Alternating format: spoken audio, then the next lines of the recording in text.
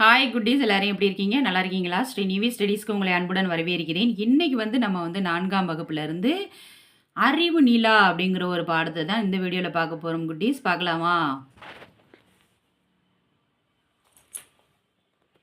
புதிர்கதை. ஓர் ஊரில் அண்ணனும் தம்பியும் வாழ்ந்து வந்திருக்காங்க. அவர்களில் தம்பி வறுமையில் வாடினான். அண்ணன் என்ன பண்ணியிருக்கான், செல்வ செழிப்பில் இருந்திருக்கான். தம்பி ஒரு நாள் அண்ணங்கிட்ட போயிட்டு தனக்கு ஒரு பசு வழங்குமாறு கேட்டிருக்கான். உடனே தம்பிக்கிட்ட பசுவை கொடுப்பதற்கு முன் தன் நிலத்தில் அவன் நாள்தோறும் ஓராண்டு உழைக்க வேண்டும் என்று அண்ணன் சொல்லியிருக்கான். உனக்கு நான் பசு தரேன், ஆனால் என்னோட நிலத்தில் நீ ஒரு வருஷம் வேலை பார்க்கணும் அப்படின்னு சொல்லியிருக்கான் அண்ணங்காரன். தம்பியும் அதை ஏற்றுக்கிட்டான். சரி ஓகே, சரி சரி அண்ணா, நான் பார்க்குறேன் அப்படின்ட்டு இருக்கான். அண்ணனுடைய நிலத்தில் ஓராண்டு முழுவதும் வேலை பார்த்துருக்கான். ஒரு வருஷம் முடிஞ்சிருச்சு. தம்பி அண்ணன்ட்ட வேலைக்கு செல்லவில்லை. மறுநாளே பசுவை திருப்பி கேட்டான் அண்ணன். உடனே ஒரு வருஷம் முடிஞ்ச உடனே என்ன ஆயிடுச்சு, அண்ணங்காரன் என்ன பண்ணியிருக்கான், நீ என்ன வேலைக்கு வரல, என்னோட பசுவை கொடு அப்படின்னு சொல்லிட்டு அண்ணங்காரன் கேட்டிருக்கான். ஓராண்டு உன் நிலத்தில் உழைத்தேன் அல்லவா, பசு எனக்குத்தான் என்றான் தம்பி. உடனே தம்பிக்காரன் என்ன சொல்லியிருக்கான், நான் ஒரு வருஷம் உன்கிட்ட வேலை பார்த்துருக்கேன், அந்த பசு எனக்கு சொந்தமானது அப்படின்ட்டு தம்பிக்காரன் சொல்லியிருக்கான். அண்ணன் என்ன சொல்லியிருக்கான், அது எப்படி முடியும், ஓராண்டு காலம் நீ என் பசுவிடம் பால் கறந்து பலனை அனுபவித்தாய் அல்லவா, அதனால் இரண்டிற்கும் சரியாகிவிட்டது என்றான். இருவருக்கும் வாய் சண்டை முற்றியது. அதனால் இருவரும் தங்களுக்கு சரியான தீர்ப்பை தேடி பெரியவர் ஒருவரிடம் சென்றனர். வழக்கை விசாரித்த பெரியவர் என்ன பண்ணியிருக்காரு, அவர்கள் இருவருக்கும் 3 புதிர்களை கொடுத்து இவற்றிற்கு சரியான பதில்களை யார் சொல்கிறீர்களோ அவர்களுக்குத்தான் பசி என்று கூறி அனுப்பியிருக்கிறாரு அந்த பெரியவர். முதல் புதிர் பார்த்தீங்கன்னா, மனிதனுடைய வயிற்றை நிரப்புவது எது. இரண்டாவது புதிர் மனிதனுக்கு மிக மகிழ்ச்சியை தருவது எது.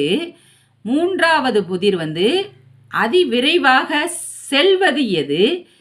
இந்த 3 புதிர்களுக்கும் நாளை விடை கூறுங்கள் என்றார்.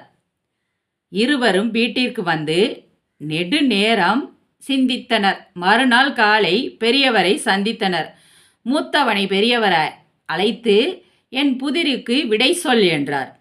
அண்ணன் என்ன சொல்லியிருக்கான், அவரிடம், பெரியவரே, ஒரு மனிதனுடைய வயிற்றை நிரப்புவது எது என்று கேட்டீர்கள். அதற்கு சரியான விடை அறுசுவை உணவு.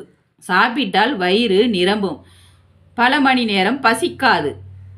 இரண்டாவது, மனிதனுக்கு மகிழ்ச்சியை தருவது எது என்று கேட்டீர்கள். அதற்கு விடை பணம். பணம் பெட்டி நிறைய இருக்கும்போது எவ்வளவு மகிழ்ச்சி ஏற்படுகிறது தெரியுமா. பணம் குறைய குறைய மகிழ்ச்சியும் குறையும். மூன்றாவதாக, அதிவிரைவாக செல்வது எது என்று கேட்டீர்கள். அதற்கு சரியான விடை வேட்டை நாய். வேட்டை நாய்கள் விரைவாக ஓடி முயல்களை கூட பிடித்து விடுகின்றன என்று சொல்லிவிட்டு பெரியவரை பார்த்து, பசு எனக்குத்தானே என்று கேட்டான். மூத்தவனே, நீ சொன்ன அனைத்தும் தவறான பதில்கள் என்றார் பெரியவர்.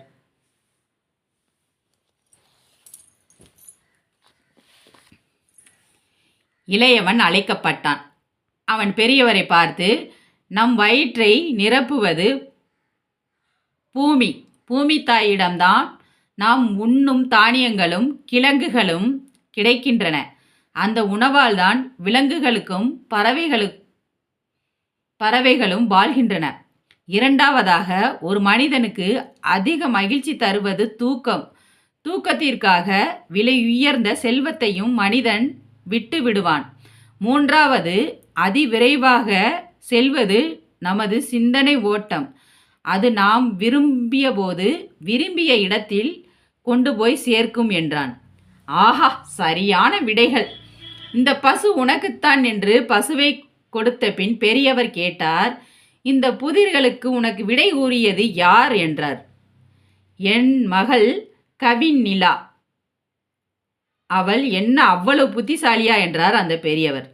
ஏதோ கொஞ்சம் என்றான் இளையவன். அப்படியா?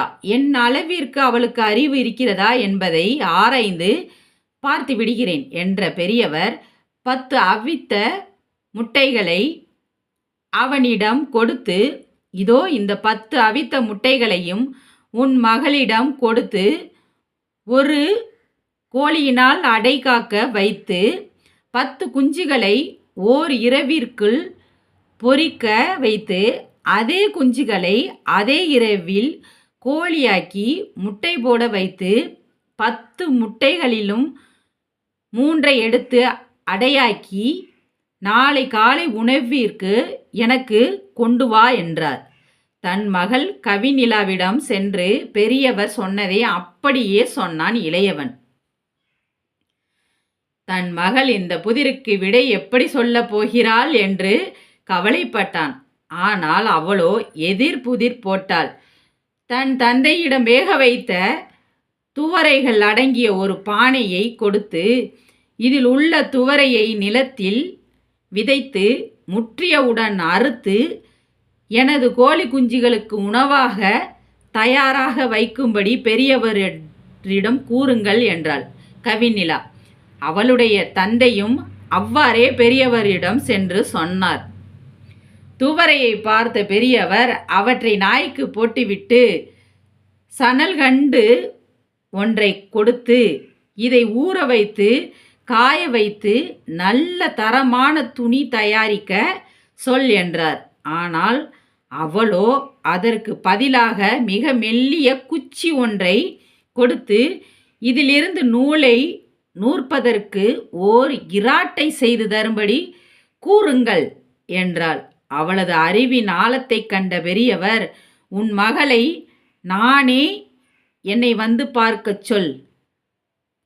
அதாவது உன் மகளை நாளை என்னை பார்க்கச் சொல்.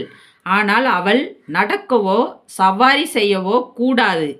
வெறுங்காலுடனோ செருப்புடனோ வரக்கூடாது. பரிசுடனோ பரிசின்றியோ வரக்கூடாது. இது கடுமையான உத்தரவு என்றார்.